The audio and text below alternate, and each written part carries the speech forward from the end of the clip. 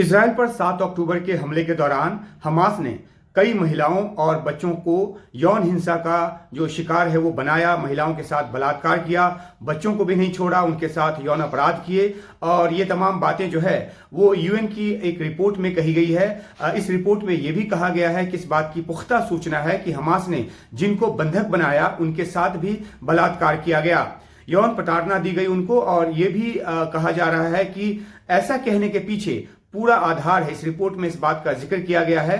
इस रिपोर्ट को प्रमिला पैटर्न, जो कि युद्ध क्षेत्र में यौन हिंसा के मामलों पर यूएन की विशेष दूत हैं, उन्होंने पेश किया है। पैटर्न के नेतृत्व में 9 विशेषज्ञों की जो टीम है उसने इजराइल और वेस्ट बैंक का फरवरी के पहले 2 हफ्तों में दौरा किया था और इस दौरे के बाद इस रिपोर्ट को तैयार किया गया है। हालांकि इस रिपोर्ट को तैयार करने में कई तरह की चुनौतियों का सामना भी इस टीम को करना पड़ा और कई तरह की बाधाएं भी जो है वो इनके सामने आई। सबसे बड़ी बाधा तो यही कि तमाम कोशिशों के बावजूद ये टीम है वो यौन अपराध की शिकार किसी पीड़ित से मिलने में कामयाब नहीं हुई। और इसके पीछे की जो वजह है वो ये बताई गई है कि 7 अक्टूबर के हमले के दौरान जिनके साथ भी बलात्कार हुआ या किसी भी तरह का जो यौन अपराध है, यौन हिंसा जो है वो हुई, उनमें से कई अभी भी सदमे में हैं और उनका उपचार चल रहा है और ऐसे में उनसे बात करना जो है वो संभव नहीं हो पाया।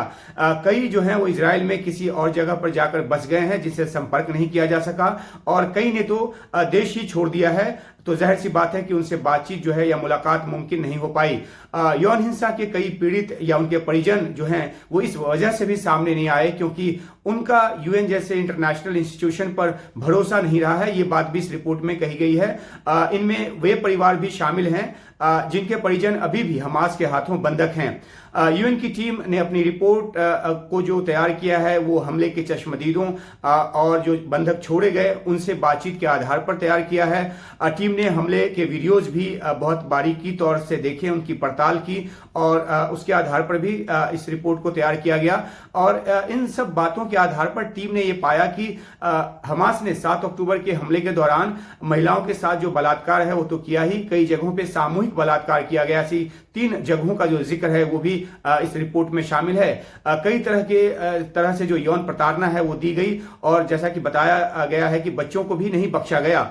हमास ने इस रिपोर्ट को ये कहकर खारिज कर दिया है कि ये आधारहीन है, बिल्कुल तथ्य विहीन रिपोर्ट है ये और इसे फिलिस्तीन की आजादी की लड़ाई को बदनाम करने की नीयत से तैयार किया गया है। तो ये हमास का जो टेक है वो है इस रिपोर्ट पर। लेकिन दूसरी तरफ इजराइल के विदेश मंत्रालय ने इस रिपोर्ट को बहुत ही अहम बताया है, इसका स्वागत किया इस रिपोर्ट का। और इजराइल के जो प्रधानमंत्री हैं आइजैक हर्जॉग, उन्होंने बयान जारी कर कहा है कि ये जो रिपोर्ट है वो इस बात का सबूत है कि कैसे हमास ने इजराइल की महिलाओं के साथ और बच्चों के साथ जो क्रूरता है, जो बर्बरता है वो उसने की।